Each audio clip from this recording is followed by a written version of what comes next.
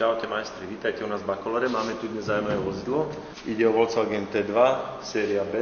Je to vlastne 6-miestny busík s 1.6 vzduchom chladeným motorom. My sme sa práve pustili do rekonštrukcie karosérie tohto auta. Ako vidíte, tak plecharina v tomto aute je práve na absolútne k dokonalosti, podľa mňa ešte lepšie, ako keď to auto vyšlo z fabriky. Majiteľ auta si dal fakt veľa práce s tým, že pozháňal tie diely z rôznych kútov sveta. Teraz ako našou úlohou je dať tomu ten správny kabát a ten najkrajší lak, aký dokážeme spraviť, aby ten efekt bol čo najlepší, aby bol majiteľ spokojný. Veľká zaujímavosť pri T2 je aj to, že vlastne motor sa nachádza tu. Vy všetci viete, že to je vzduchom chladený motor, my už ho tam máme osadený, aby sme za autom vedeli hýbať.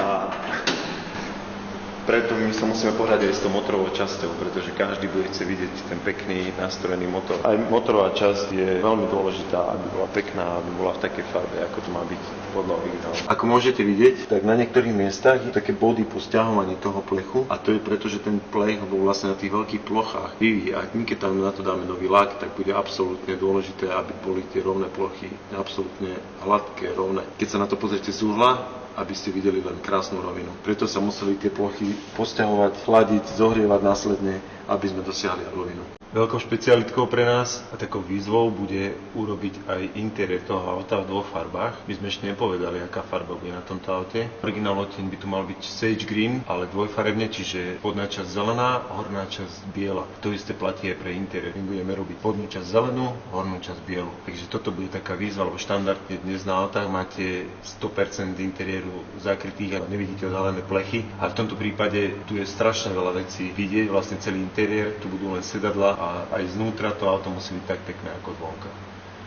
Majstri, tu môžete vidieť prvý diel, ktorý vlastne máme nárubu natmelený. Pod tým tmelom už je epoxidový základ kvôli korózii, to je úplný základ pri holom plechu. Na tom je prvá vrstva tmelu, takže tie najväčšie nerovnosti sú zrovnané a zbrúsené. Na to pôjde jemnejší tmel. To môžeme vidieť tu ďalej. Pri tomto dieli tu už je nanesená vrstva jemnejšieho tmelu, ktorá už je zrovnaná. Tu už máme takú hrubú rovinu, dá sa povedať, na ktorú potom pôjde striekací tmel. A s tým striekacím tmelom potom ručne s hoblíkom dostaneme absolútnu rovinu. Potom na to následne dáme plnič, ktorý má aj antikorózne vlastnosti. Takže majstri, a tuto máme jeden diel, ktorý už je vo veľmi dobrej fáze. Je na tom už vlastne tmel, striekací tmel a je ten striekací tmel zrovnaný, čiže tu čaká tento diel ešte nastriekať s akrylovým plničom. Môžem povedať, že keď budeme mať zvyšok auta v tomto štádiu, tak už si môžeme povedať, že väčšina práce za nami. Že už sme na tom dobre.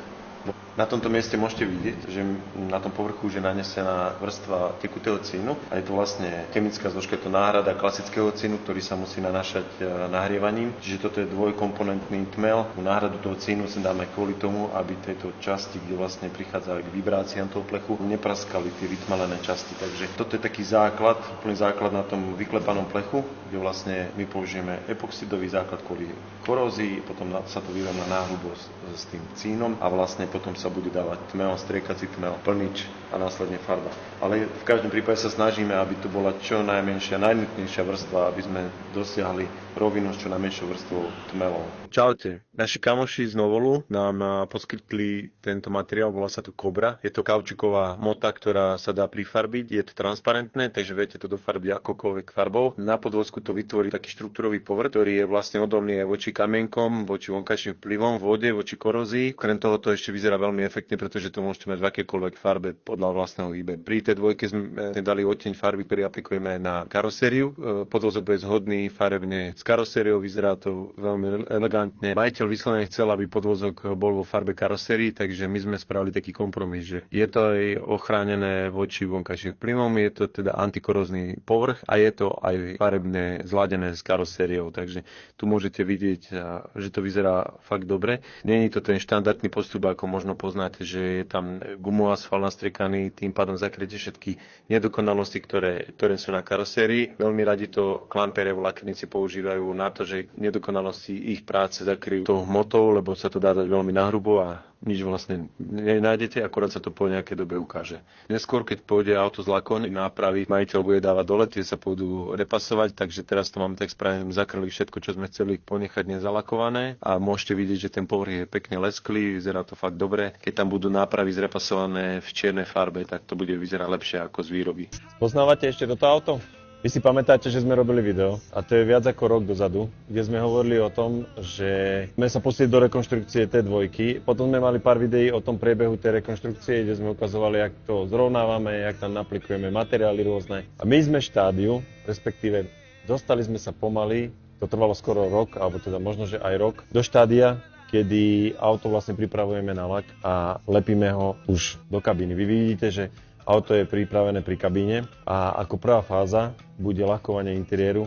A to, že sme si hovorili na začiatku, že vlastne budeme to striekať do dvoch farieb, nebude to jednofarebné auto a bude to dvojfarebná kombinácia vo vnútri, dvojfarebná kombinácia zvonka, ale úplne v odlišných líniách, čo je dosť dôležité spomenúť. Takže nie je to vôbec jednoduché, preto na to lepenie používame takéto pomocky a máme tu všade popísané, že ktorá časť má byť vlastne v akej farbe. Takže na základe týchto pomôcok sme oblepili a pripravili auto na prvú farbu, ktorá bude biela a v tej bielej farbe budeme lakovať prevažne strop a časti bočníc znútra. Potom budeme lakovať do zelenej podlahu a časť kabíny. A keď budeme mať toto spravené a dáme na to ešte prehľadný lak, tak auto znovu vyberieme z kabíny a budeme ho lepiť úplne opačne. Čiže budeme zalepovať už nalakovaný interiér a budeme lakovať exteriér, ktorý je najdôležitejší alebo ktorý bude vidieť úplne najviac. Takže držte nám palce, lebo my sami si držíme.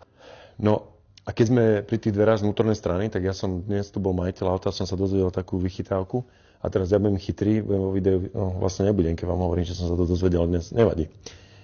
Tieto otvory, ktoré tu sú tu není kvôli váhe, možno to tak vyzerá, ale že vraj to nemá každý model tej T2, ale nejaké vybrané modely, ktoré mali asi lepšiu výbavu, mali takú dobovú rekuperáciu alebo klimatizáciu, alebo teda asi rekuperáciu vzduchu, že vlastne tadeto tie dvere nasávajú vzduch cez tieto otvory a tuto máte nejaké vzduchovody a tadeto to vychádza von. Takže vlastne, keď máte osadené dvere na aute, tak nejak tadeto sa dostáva cez tie dvere vzduch a prechádza vám vnútrom dverí a tadeto vám vychádza von a dostáva sa vám do auta čerstvý vzduch. Vychytávka transportéru zo 70.